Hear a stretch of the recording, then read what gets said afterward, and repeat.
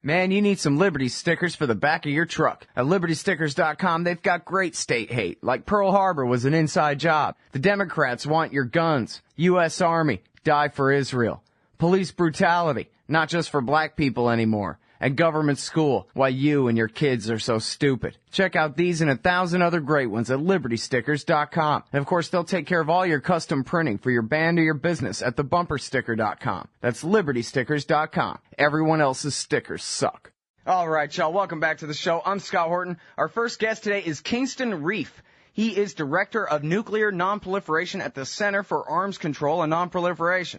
He keeps the blog Nukes of Hazard at nukesofhazardblog.com, and he wrote this piece for the Bulletin of the Atomic Scientists called, Does Missile Defense Work? And I think that question mark might as well be a no. Welcome back to the show, or no, welcome to the show for the first time. How are you doing? Thanks for having me, Scott. Very happy to have you here.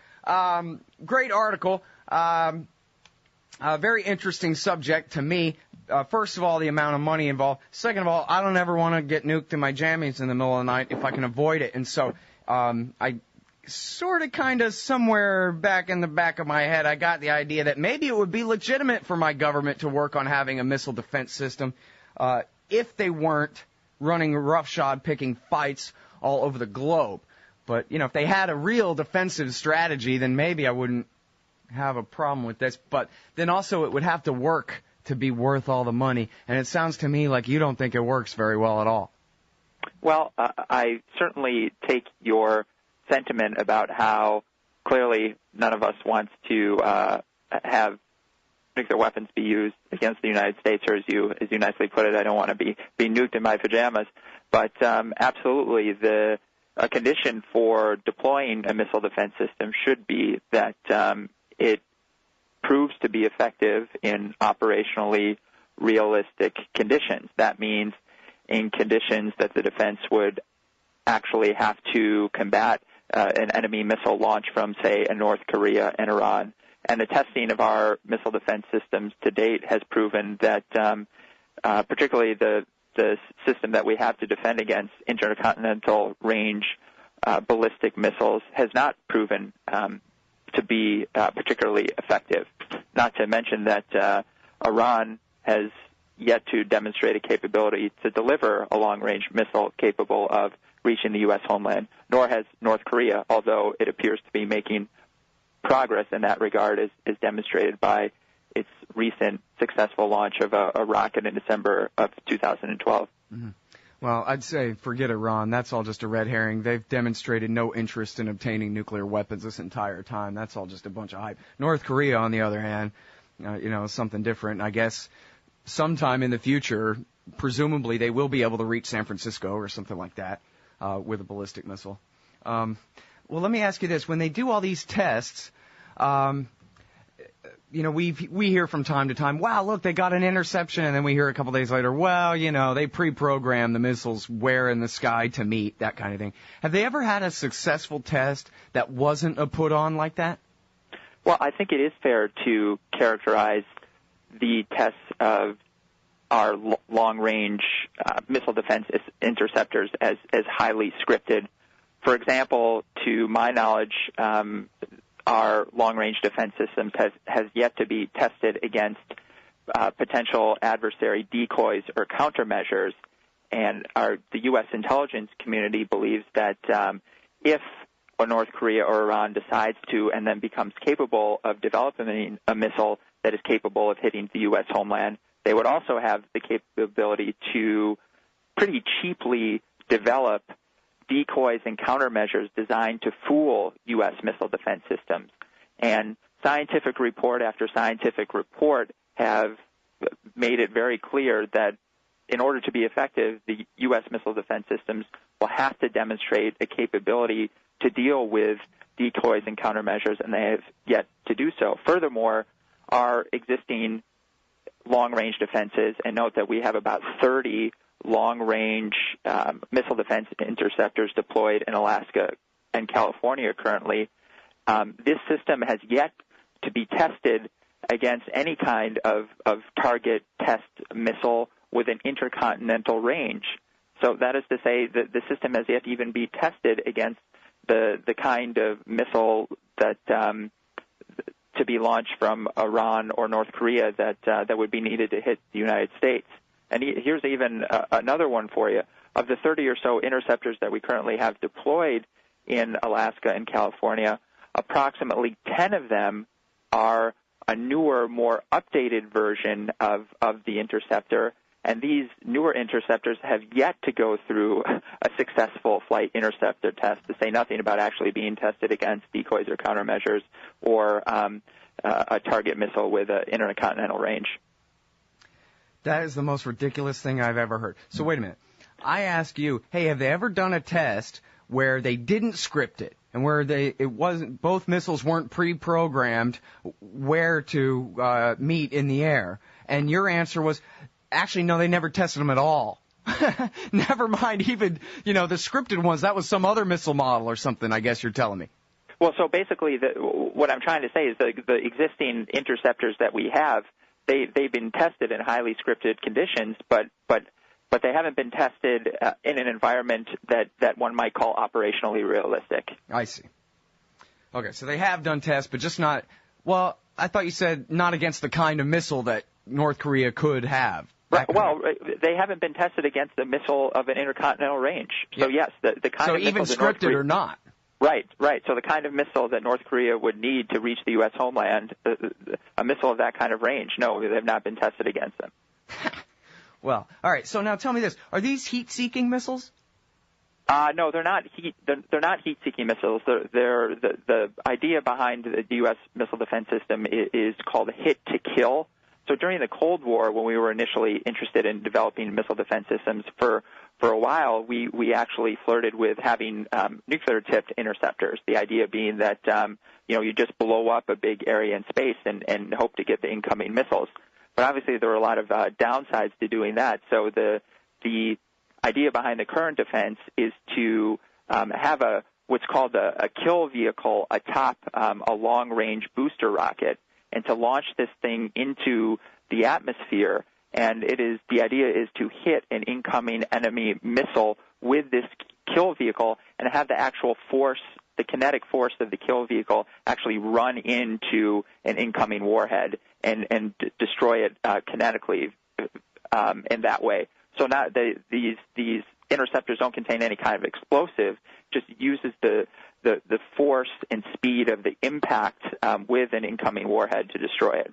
Mm-hmm. And then, so I guess it would just be radar guided then? Right, exactly. And there's a whole network of radars, both based on the ground and in space. Mm-hmm. Well, I talked with Gordon Prather about this. He's a nuclear physicist and former nuclear weapons maker of some kind. Mm-hmm. I don't know. And he said that the only approach that could ever work would be what you mentioned there, nuclear-tipped interceptors, really neutron bombs, enhanced radiation bombs that would go off in space and would attempt to short-circuit all of the wiring. I guess they could harden it, try to harden. If we're talking about the Russians or the Chinese, at least, they could assume, I guess maybe they could harden their electronics or whatever. But Gordon was saying that, trying to shoot them down with radar-guided or heat-seeking missiles is just a fool's errand. Trying to hit a bullet with a bullet on the edge of space like that and whatever, it's just never going to happen. And I guess he's not thinking so much about a single North Korean nuke, although maybe it'd be the same thing. But certainly if you're talking about Russian nukes coming over the pole, the only thing you can do is try to set off as many neutron bombs in space as you can and prevent them from coming down on top of the United States. Well, a couple things about that. First of all, on the hitting a bullet with a bullet, there have, in fact, been some pretty remarkable technical advances in our ability to, in effect, do missile defense, to the point where we have been able to demonstrate a capability to hit a bullet with a bullet. The problem is we demonstrated that capability, as you and I discussed earlier, under highly scripted conditions, number one. And number two, we haven't demonstrated a capability to deal with decoys or countermeasures that an adversary could deploy with its long-range missiles. So, and which China and Russia both would have multiple re-entry vehicles that probably two-thirds of them would be decoys, right? Exactly. So, and that we have not been able to demonstrated capability to do that despite decades of trying. In fact, a recent report, which I mentioned in my article, by the National Research Council really took the agency in the Pentagon designed with managing and developing our missile defense systems to task for, as it described, an almost hobby shop approach to dealing with the decoy and countermeasure problem.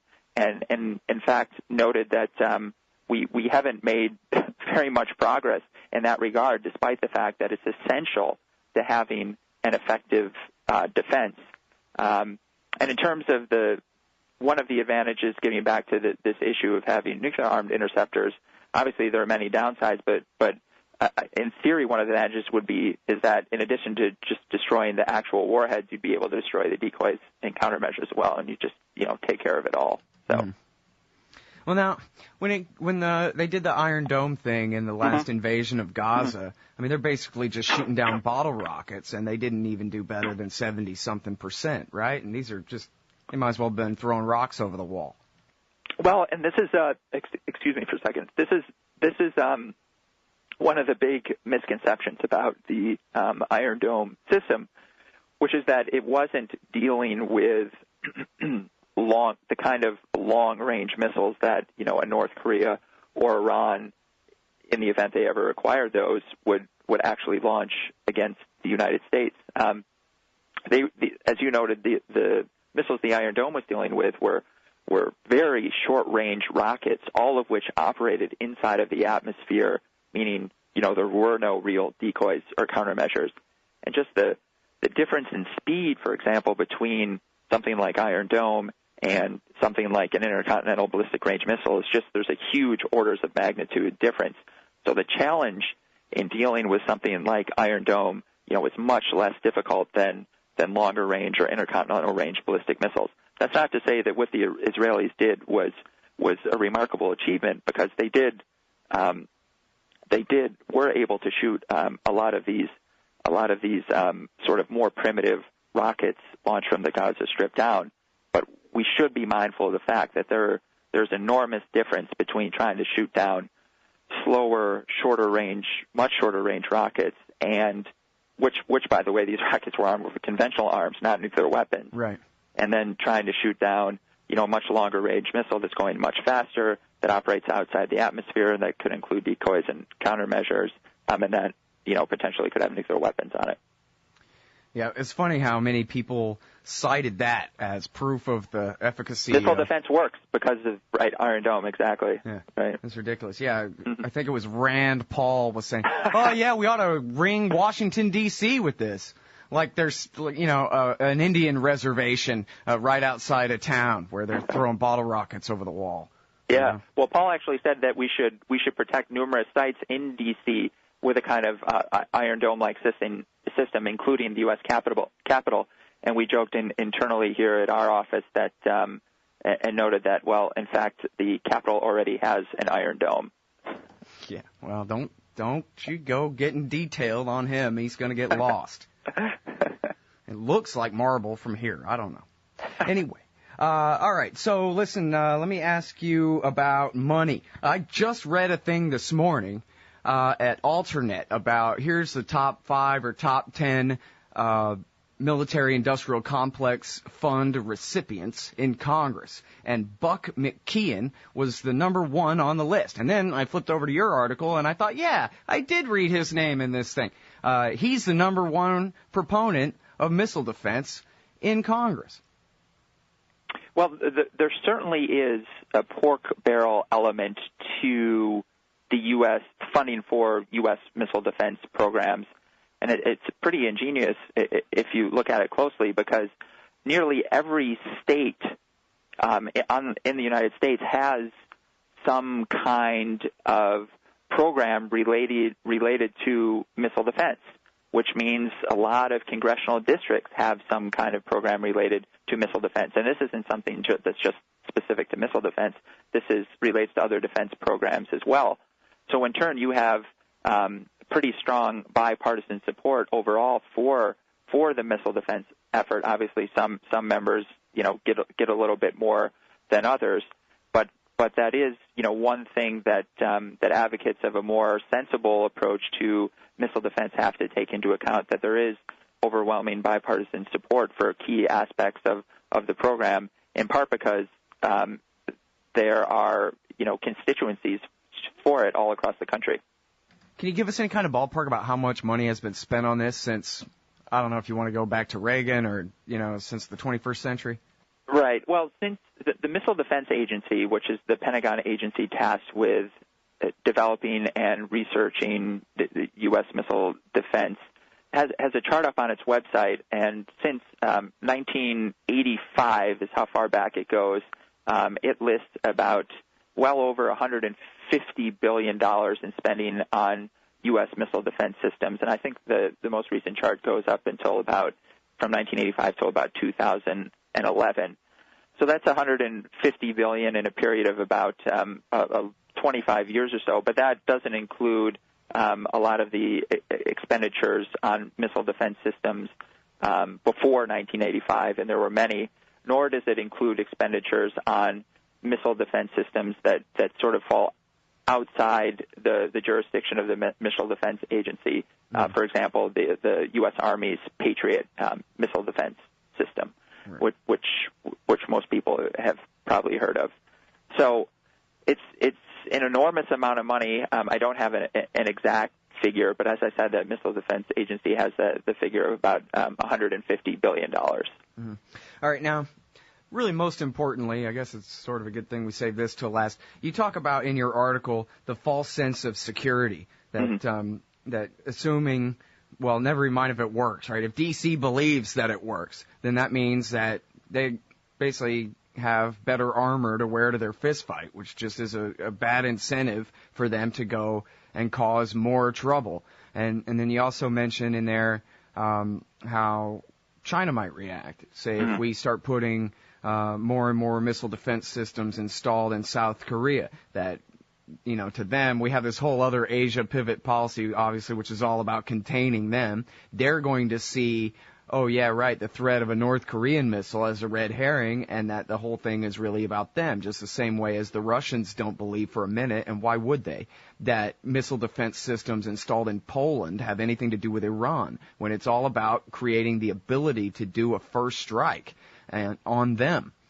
At least that would be their assumption, right? And so they end up, by just building this defensive system, they end up really creating, it's just part of an offensive system, and one that's more likely to get us into trouble, especially if it seems to undo the old doctrine of mutually assured destruction. If the American generals think that they really have a chance to take out or enough of the Russian nukes on the first shot and shoot down whatever's left coming in, that they can get away with a first strike, they might just take it, or at least then the Russians' trigger finger on their retaliatory strike has to become that much itchier and closer, and strike on less warning kind of thing. They really could screw up a lot of the balance of power in the world with this bogus missile defense program, is what I'm getting at. No?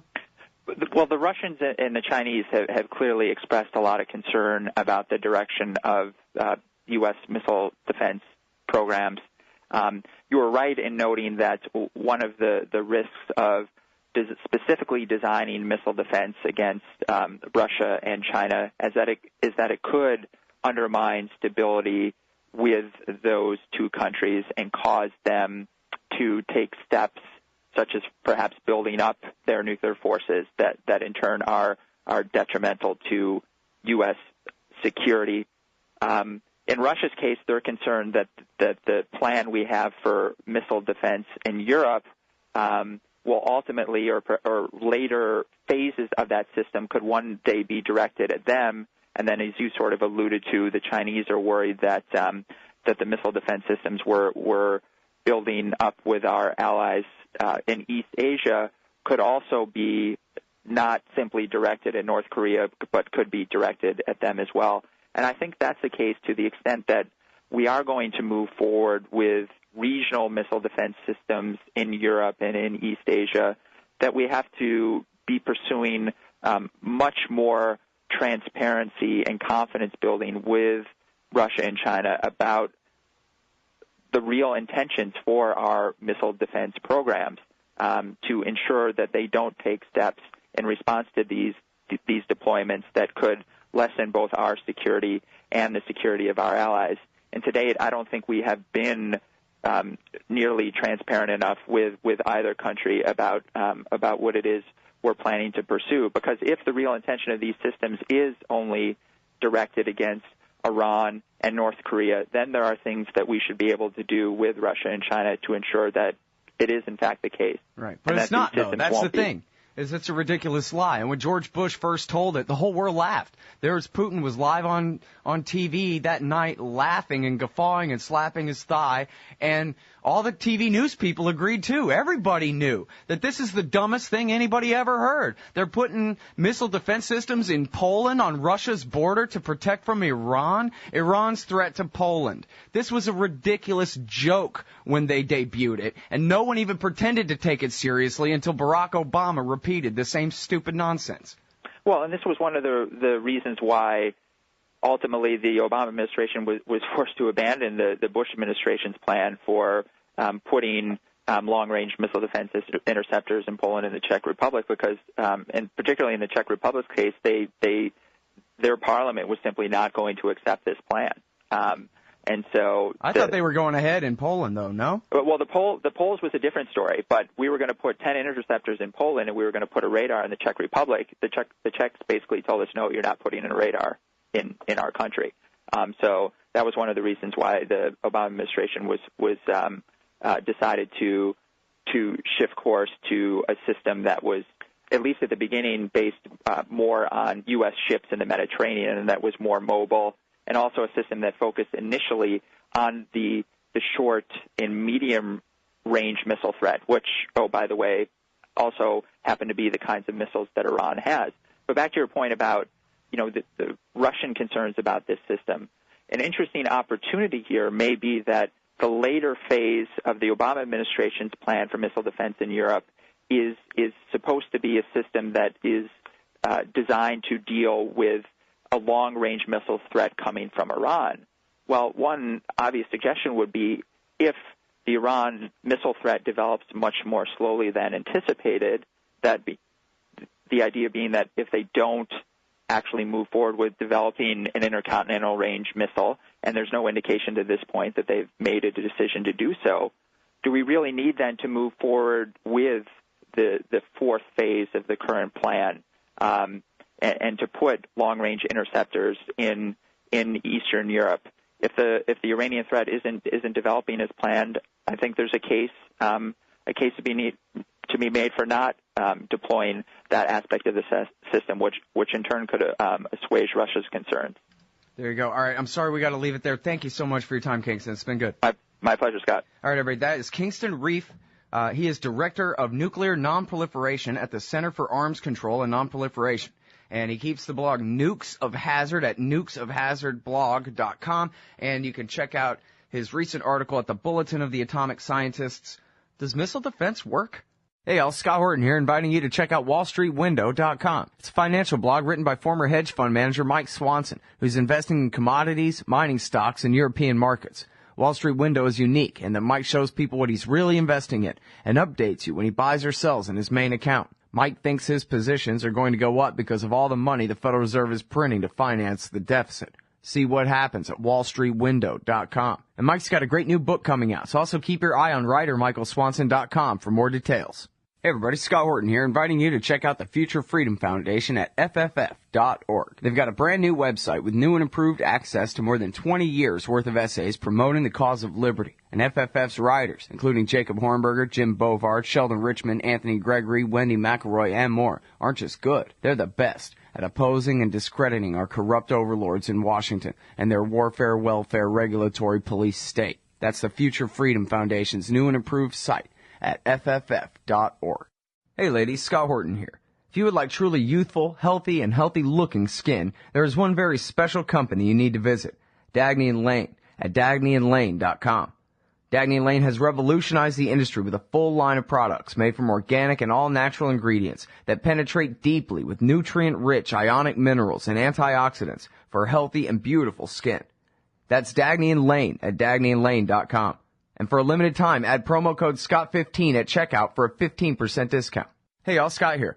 First of all, thanks to the show's sponsors and donors who make it possible for me to do this. Secondly, I need more sponsors and more donors if the show is to continue. ScottHorton.org/donate has all the links to use PayPal, Give.org, Google Wallet, WePay.com, and even Bitcoins to make a donation in any amount. You can also sign up for monthly donations of small and medium-sized amounts through PayPal and Give.org. Again, that's ScottHorton.org/donate for all the links. To advertise on the site or the show, email me, Scott@ScottHorton.org.